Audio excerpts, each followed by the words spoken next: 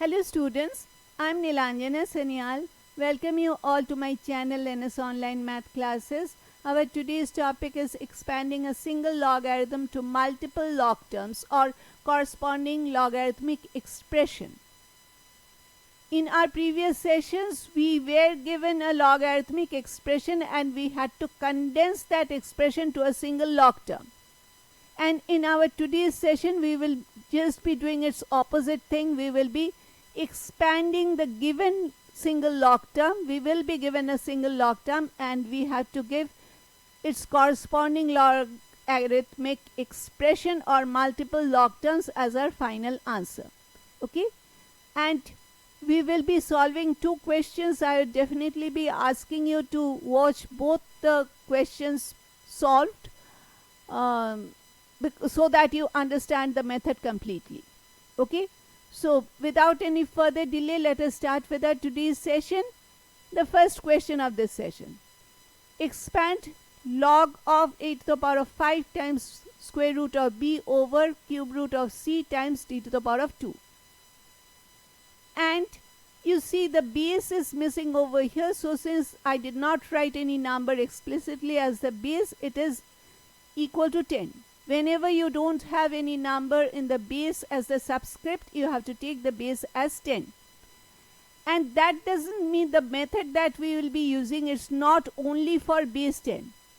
You can have any number, any positive number not equal to 1. Of course, you know the restriction. I think you know the restrictions for the base of any log term or for the argument of any log term. If you do not know, I would definitely be asking you to watch my videos on the restrictions of base of any log term or restrictions on argument of any logarithm. Okay, so you can take any positive number as the base not equal to 1, of course.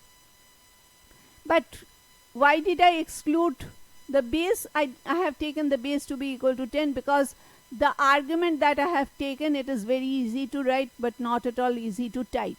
So I did not want to type the subscript, the base part.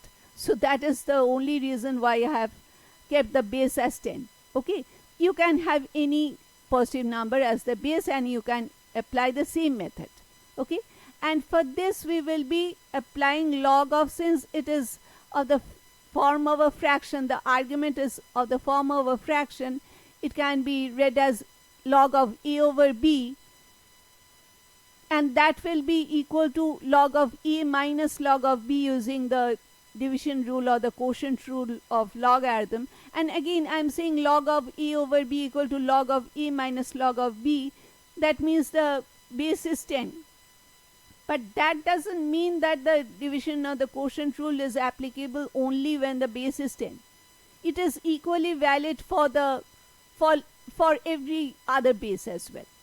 The division law, the multiplication law, the power law, they are valid for every number, every positive number as the base, not equal to 1, of course. Okay, so we will be first using the division or the quotient rule of logarithm, and we will be having log of the numerator minus log of the denominator. And see, from one log term we have got two log terms. And we can separate, we can get two log terms from this one and two log terms from this one using the multiplication or product rule. Okay, so we will be doing that. We will be trying to get as many log terms as possible.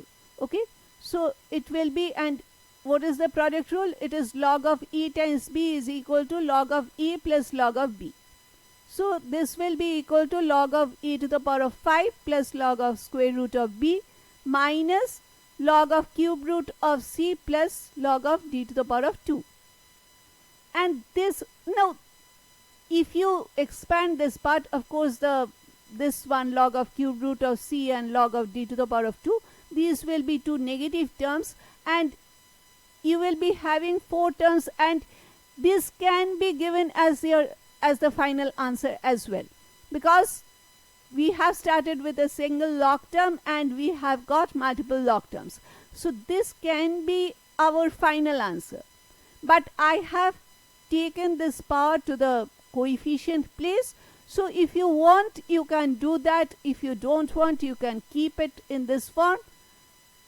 Doesn't matter. Even if you give the final answer in this form, I don't think you will be losing any marks, because they haven't said that you have to use the power rule. But since I am showing how to get to the or how to use maximum number of rules, I'm using the power rule as well, and I am taking the power to the coefficient place. So it will be 5 times log of a.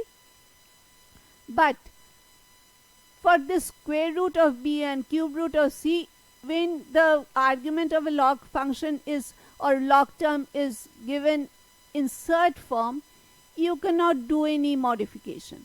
First of all, you have to change it to its corresponding exponential form. Okay, so square root is written as b to the power of half. Cube root of c is c to the power of 1 over 3. The roots will always be fractional coefficients. The fourth root will be 1 over 4, this way. Okay, so square root is 1 over 2, cube root is 1 over 3. So it is 5 times log of a plus log of b to the power of half minus log of c to the power of 1/3 minus 2 comes down, it is 2 times log of t. And finally we will be taking this half and 1/3 to the coefficient positions, and the final answer will be 5 times log of a plus half times log of b minus 1/3 times log of c minus 2 times log of t. Okay, so we have got 4 terms in place of 1 log term. This is our final answer. Coming to the question number 2. Expand log of 10 times 4 over r to the power of 2 whole raised to the power of 4.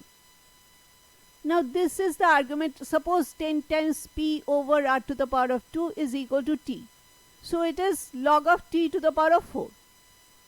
And whenever you have power of the argument, that can be brought to the coefficient place. So we will be first of all bringing down this 4, because otherwise we cannot expand this part. Okay, so it will be 4 times log of 10 times 10 times p over r to the power of 2. And now we can use the quotient rule again like this, and we will be having, and 4 will be in front. It will be 4 times log of 10 times p minus log of r to the power of 2. And 4 will get multiplied with both of these two terms. It is not that 4 will be getting multiplied with the first term only. Okay, so 4 is getting multiplied with both the terms. And we can use the product rule to expand this part as well, and it will be 4 times log 10 plus log p minus 2 comes down, it is minus 2 times log r. Now we multiply with the 4 with every term, and we get 4 log 10 plus 4 log p minus 8 log r, because 4 times 2 is 8. Okay, 4 times log of 10 plus 4 times log of p minus 8 times log of r. And you can keep the final answer as in this form, or else if you want, what is log 10? Obviously the base is 10, and we know log of a to the base a is equal to 1. So log 10 to the base 10 is equal to 1, and 4 times 1 is 4. So you can write your final answer as 4 plus 4 times log of p minus 8 times log of r as well. And if you want to have a log part for in each of the terms, then you can give this as your final answer. Okay, so students, this brings us to the end of this session. Please like, share and subscribe if you find this video helpful. Thank you for watching this video till the end. We meet again very soon. Till then, bye.